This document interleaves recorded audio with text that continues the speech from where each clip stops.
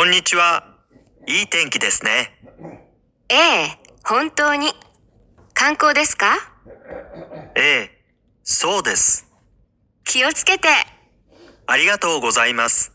じゃあ、さようなら。さようなら。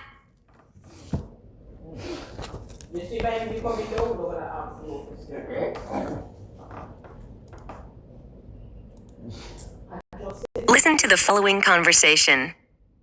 こんにちは。いい天気ですね。ええ、本当に。観光ですか？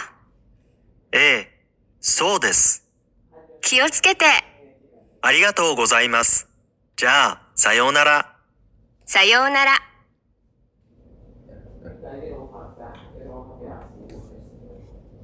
This course will adopt the conventional Romaji method to transcribe Japanese words and sentences. The 5 vowels are spelled like this. あ、い、う、え、お。Each Japanese character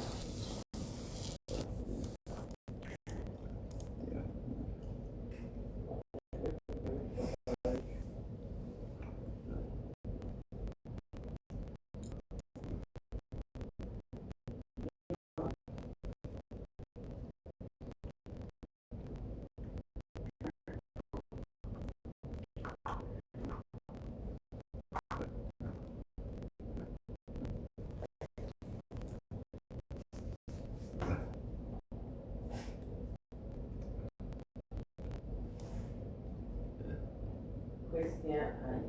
Do you need money? Do you need money?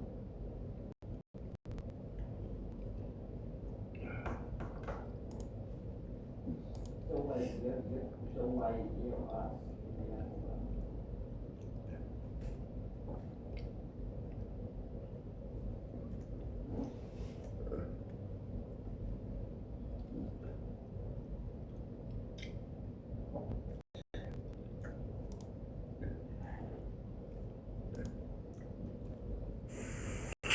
Hi there.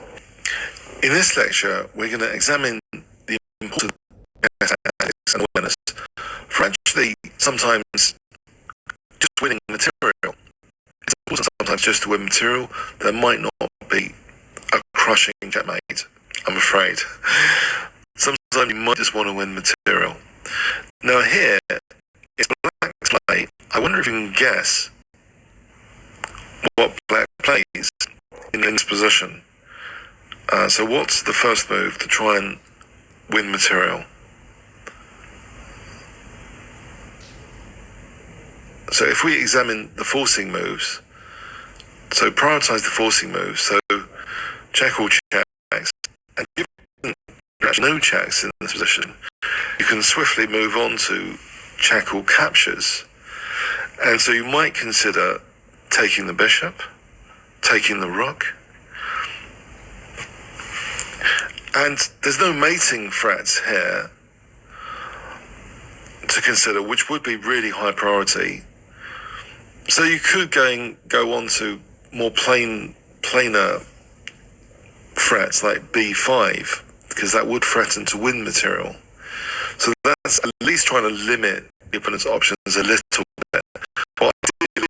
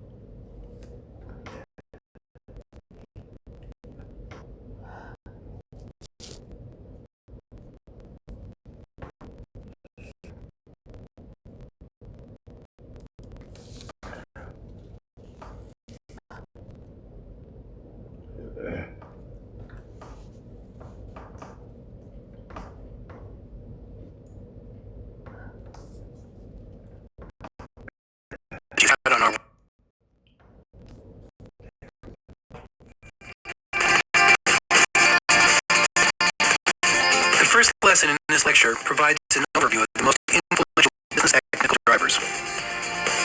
You and your team should come away with an understanding of what these drivers are and why understanding and incorporating them in your strategy is critical to your company's digital future. One of the main driving factors behind the digital transformation our world is going through is the internet. At first, it was a way to exchange information and emails. Today, it's a platform for global innovation and customer engagement.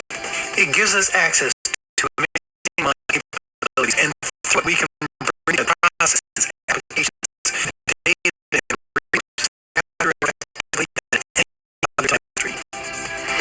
It's also leveled the playing field. It's open to anyone, whether you're a high school kid with a great idea or a global enterprise with hundreds of thousands of employees. Today, the internet has become a highly evolved platform for communication, not only for people, but also for the systems, products, and devices connected to it. Let's start with the quick history of last. Take a minute and think about the effect communications technology has had on our world, our companies, our lives, even our families. Let's jump back in history. At first, then developed simple painting. Then signal fires problems allow communicate messages over short distances. Next, telegraph, and then the phone. Next, radio, television. Today, we now have the World Wide Web. Each of those innovations, each of those changes in communications technology ever changed our society, our lives, and our industries. And more is done. By the year 2060,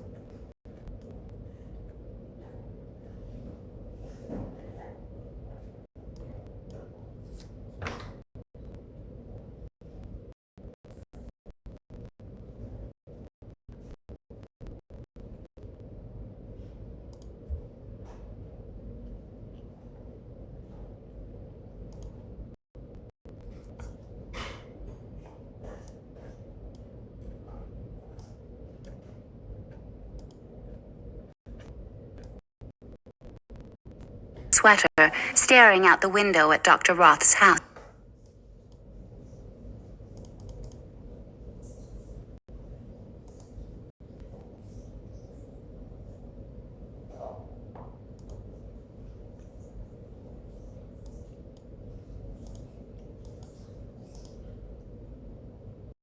Dr. Roth's house. Listening library.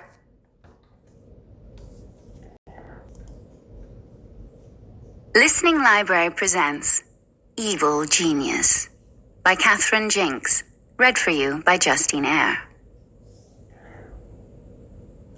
Chapter 1. Cadell Piggott was just 7 years old when he first met Thaddeus Roth. Dr. Roth worked in a row house near Sydney Harbour. The house was 3 stories high, its garden shrouded by a great many damp, dark trees. There was moss growing on its sandstone window ledges. Curtains drawn across all its windows gave it a secretive air. Its front fence was made of iron with a spike on top of each post. Beside the creaking gate was a brass sign bearing Dr. Roth's name and qualifications. "That's it," said Mrs. Piggott. "Number 29. "Well, we can't stop here," her husband replied. "No parking." "I told you to park back there." "It doesn't matter. We'll try down this street." "Stuart, that's a one-way street." "Damn it. I knew we'd never find a space. Not around this area." "Just shut up for a minute, will you?" Mr. and Mrs. Piggott were not Cadell's real parents. They had adopted him when he was not quite 2 years old. Mrs. Piggott was thin and blonde, Mr. Piggott fat and grey. They almost never agreed about anything, but that didn't matter because they almost never met. Their busy schedules kept them away from home and one another a good deal of the time. At the suggestion of the police, however, they'd both agreed to attend this interview.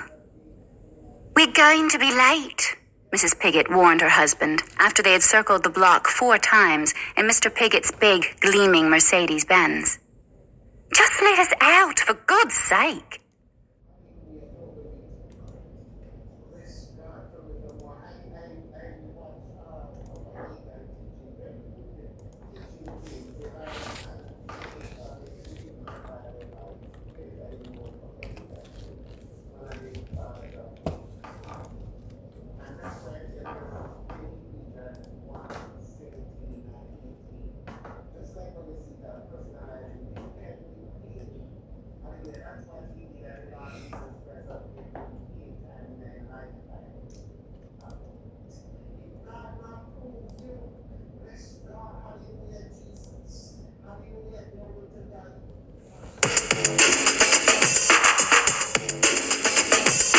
Listening Library presents Artemis Fowl by Owen Colfer. Read for you by Nathaniel Parker.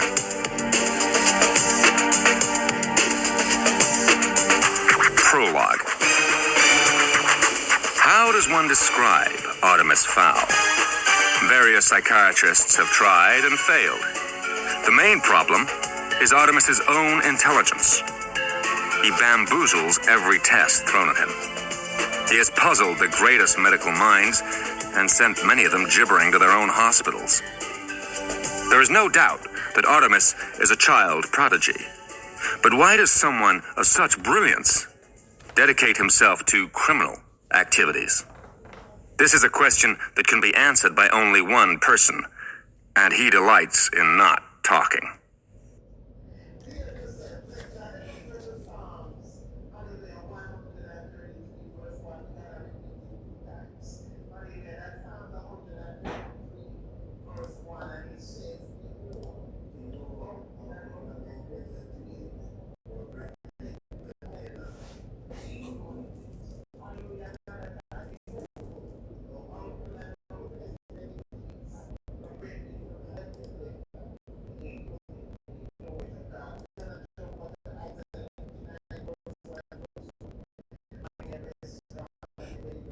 Every civilization tells stories about destiny, a force that calls certain individuals to act when no one else can. The idea of fate selecting a single person to change history defines one of our oldest archetypes, the chosen one.